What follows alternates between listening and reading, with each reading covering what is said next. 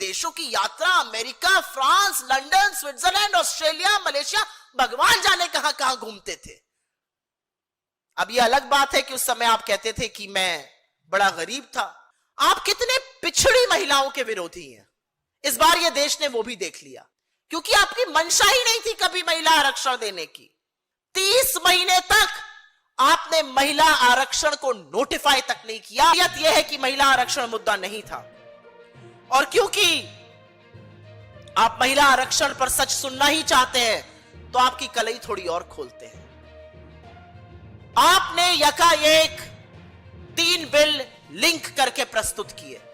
आप महिला आरक्षण के पीछे छिपकर परिसीमन करना चाहते थे, और असलियत यह है कि जो महिला आरक्षण 21 सितंबर 2023 को सर्वसम्मति से पारित हुआ, उसको अधिसूचित करने का काम, नोटिफाई करने का काम आपने 16 अप्रैल 2026 रात को 9:55 पे किया। 30 महीने तक आपने महिला आरक्षण को नोटिफाई तक नहीं किया। यह आपकी सीरियसनेस है, क्योंकि आपकी मंशा ही नहीं थी कभी महिला आरक्षण देने की।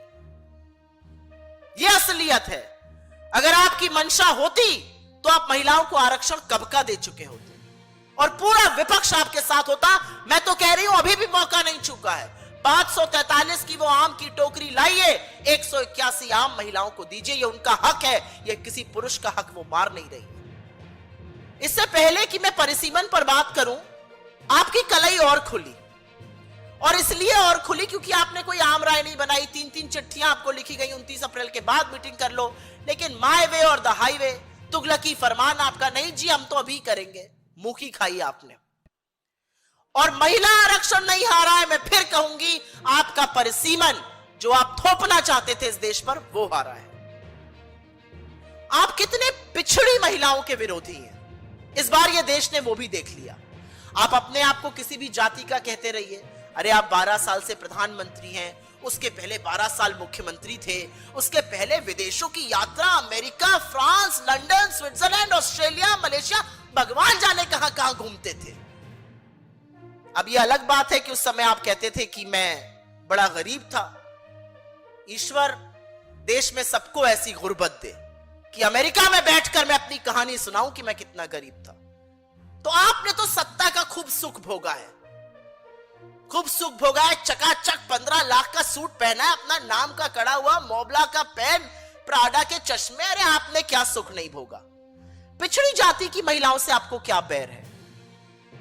यह सच है कि अगर महिला आरक्षण की बात कास्ट सेंसस के बाद होगी तो पिछड़ी महिलाओं को आपको नाक रगड़ के आरक्षण देना पड़ेगा। देख लीजिए ना तेलंगाना और बिहार के कास्ट सर्वे के आंकड़े, 70-75% ओबीसी पॉपुलेशन है। कैसे आप उनको नहीं दीजिएगा। और असलियत यह भी है कि आपने कास्ट सेंसस भी बड़ी मजबूरी में माना। आप मानना थोड़ी चाहते थे। क्या यह सच नहीं है कि सितंबर 2021 में आपकी सरकार ने लिखित एफिडेविट में सुप्रीम कोर्ट को बताया कि कोई कास्ट सेंसस का प्लान नहीं है? क्या यह सच नहीं है कि 2021 में सदन में आपकी मंत्री रक्षा कांसे पाटिल जी ने बोला कोई प्लान नहीं है? क्या यह सच नहीं है कि 2024 के चुनाव के दौरान जब आप धड़ाधड़ टीवी पर इंटरव्यू देकर अपने मन की बात कर रहे थे और इधर से आपसे सवाल ही नहीं पूछे जा रहे थे, आप आम कैसे काटते हैं, खाते हैं, चूस कर या काट कर, टॉनिक वगैरह लेते हैं कि नहीं, जब आपसे ऐसे सवाल पूछे जा रहे थे, उस एक इंटरव्यू में आपने 25 अप्रैल 2024 को कहा जातिगत जनगणना की कांग्रेस की मांग अर्बन नक्सल का सबूत है। और फिर 28 अप्रैल को भला हो राहुल गांधी जी का और कांग्रेस पार्टी का, आपको नाक रगड़ के 28 अप्रैल 2025, ठीक 1 साल बाद, आपको जातिगत जनगणना की मांग माननी पड़ी और अब जनगणना हो रही है। तो आ जाने दीजिए ना आंकड़े।